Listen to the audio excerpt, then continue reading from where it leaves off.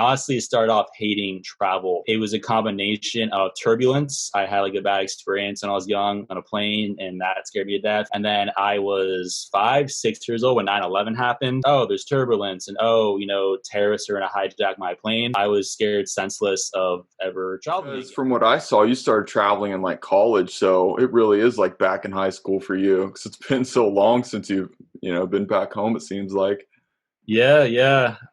Yeah, I started kind of more seriously travel in college for sure. So I went to Fordham University in New York City.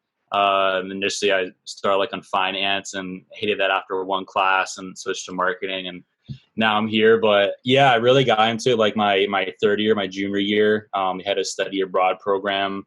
And yeah, I just kind of used strategy to kind of land some free hotels and like just get major travel discounts. And I think I traveled something like 10 weeks consecutively to like 10 different countries at one point because I was in London. It's so accessible. And I was just bouncing all over the place. So it was a great time. Man, that's awesome. Was that kind of your first experience traveling at all, and you kind of caught the excitement about it? Yeah, not my like exact first. So I had a very interesting upbringing in the sense that it's just kind of the polar opposite of the type of person I am now. So my family, I love them to death, and we just kind of take kind of casual like road trips every summer and like lake houses. So again, I'm from New Jersey, and we just go like Vermont, New Hampshire, and stuff like that. I never really went anything like too crazy. Probably the biggest one we did was like Hawaii one year when I was like 10. And then like Los Angeles a couple of times, but basically all domestic, nothing like crazy outlandish. And I was a scared kid, man. I really don't know why growing up. Like I honestly started off hating travel. I think it was a combination of turbulence. I had like a bad experience when I was young on a plane, and that scared me to death. And then I was 5, 6 years old when 9/11 happened. So then I think that combination of being like, oh, there's turbulence, and oh, terrorists are going to hijack my plane. I was scared senseless of ever traveling again. So I didn't travel that much. Probably my first international trip I recall, I visited my sister, who's 3 years older than me, when she studied abroad in London. And I was like, I don't know, 16, 17 years old at the time. So that was my first real trip. Man, that's crazy. And for those that don't know, you're super young, right? Like, when did you just get out of college? Yeah, so I'm 24 and I graduated last May, May of 2019. Nice. And so I don't know how much people know, like listening to this about your story. I've gotten to see your YouTube content and learn about you. Um, so feel free to kind of add on to whatever I lay out here. So Okay. you're in college, figure out that, going the typical route, typical 9 to 5, working in finance, that wasn't going to be for you. Mhm. And you figure out that you can actually get paid, or hotels can pay for your travel. Like, how did that part actually get started? Because that's Mhm. something I didn't even think people did. And I don't think many people are aware that, you know, you can use your influencer and marketing abilities to, pull something like that off. For sure. Yeah. So, kind of my first major step into that space, my sophomore year of college. I actually left college at that time. Like, I dropped out for a little bit to pursue this business opportunity.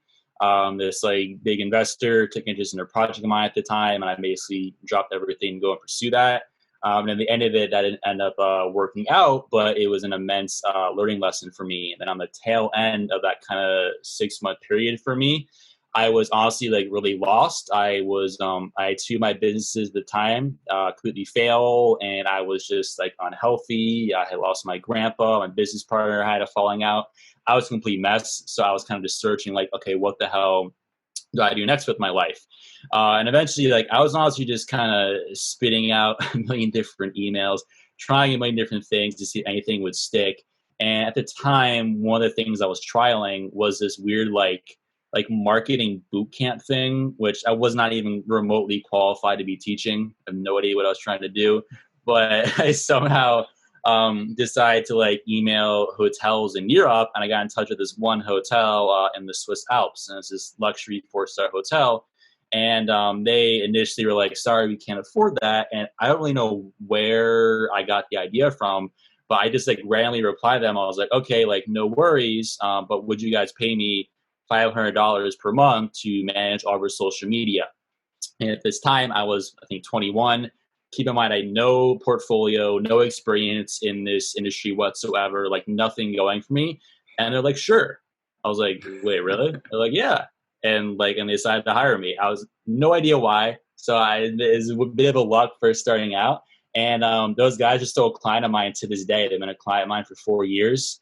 I owe a Wow. lot to those guys. It's this family-run hotel in the Swiss Alps. So that's how I kind of landed like my first paid client, kind of honestly out on a whim.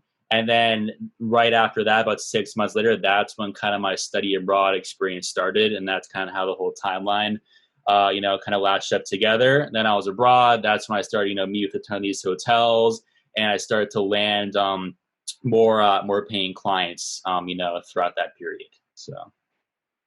That's cool. How tough is it to market on behalf of companies all over the country? 'Cause I can't imagine you market in the same way as all these, hotels in different countries, do you? Yeah, yeah. I mean, every single there's so many variables that go into it, man. I mean, everything from like how big is the hotel? Is it a corporate one? Is it a boutique one? Where is it located? So like, there's not a exact answer for that question exactly. 'Cause everything's just so different. But probably one of the biggest things, like what I always ask, is like, like what are your top markets? Meaning, like, where do the majority of the people come that visit your hotel? Like, what countries do they come from? And is it like a leisure or is it a business, property? That's a pretty big one. So, yeah, it hasn't come easy, and I've kind of expanded my skill set. To be honest, I kind of just started out like most guys my age in the space, being like, I'm just an Instagram guy, and I'll grow your account, which everyone freaking does, and there's really no value. Anybody can do it now these days. So now I've really, in the past year, kind of doubled down, like, what can I do differently from everyone else to differentiate myself, and how can I have credibility in this space? And that kind of thought process, I think, has led to my success. So, yeah. So is your personal brand really a big part of that? Is that something you'd consider a Oh, factor yeah. in your credibility? Absolutely. So I would say honestly, probably like 80 to 90% of my clients have come through my personal brand. So just to clarify, this is important. I don't get paid directly just to like come stay at a hotel and do an Instagram post. That's not how it works.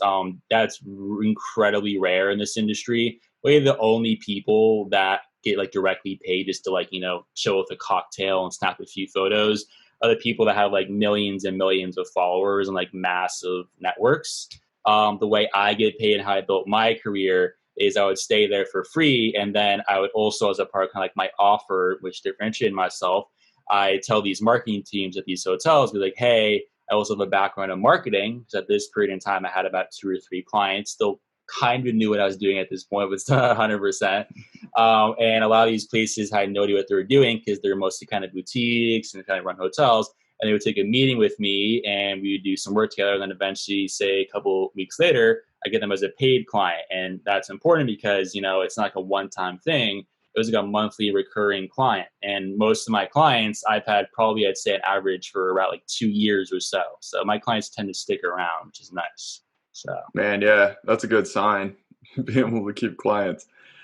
So, and you don't have to give away any secrets, with your pitch or anything like that. But when you're coming and approaching a hotel to potentially work with them, how does that start? And how do you get that like first free trip and start to build that relationship? How does that begin? hmm Yeah. So one thing I'll say, I always cold email. I don't typically do DMs. The reason why I do cold email is you can attach hyperlinks there. Instagram DMs, it just will look super messy and it's tough. So do hyperlinks. And basically, my goal with my email I send to these companies, I was actually just sending out some emails before I hopped on this call, is my goal is like not make the person who's receiving the email have to leave that email and like go search me up on YouTube or look me up on Instagram or Google me. Like everything is right in that email. So I literally have like probably more than 20 hyperlinks in my email. I'm not even exaggerating this. So it's like I have this amount of followers, and here's a past client of mine, here's this, and here's that. Kind of like almost borderline overwhelming in their face. So I think that's really important because it's so many lazy proposals, and I get them too because I'm on the receiving end as well because I manage some of my, hotels clients like DMs and emails, stuff like that. And people are just, downright stuck up and, egotistical. They'll say, yeah, give me your best suite for like 3 weeks, and it's absurd. Or they'll just have like a super lazy pitch, be like, hey, I'll do a post for you, like, thanks. And it's just like super lazy.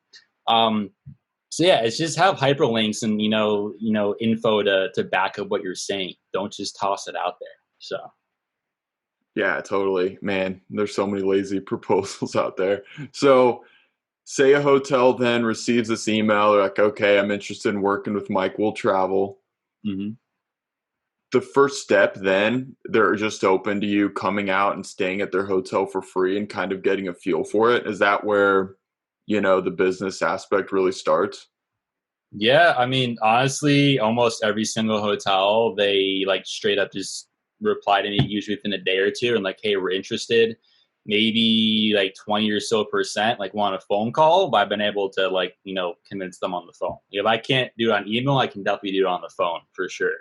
And yeah, then I meet them in person. Just this is just not just this is business in general, man. Because like once you meet the other individual in person and you shake their hand and they have a name to the face, like it becomes so much easier to close them and make a business transaction because they have a name to the face versus just emailing someone or talking to them on Zoom. So I found just kind of having that personal connection has moved me for wonders because again, I'd say about 90% of my clients, like I mentioned to date, had come with me first, staying with that place in person, and then I meet their team and I stay in touch with their team, and then eventually I hey, this is what I'm thinking, and I land them as a client. I do not think that would have happened, definitely at least not the same amount of clients I have today, if I hadn't first met them in person. So you got to build the trust.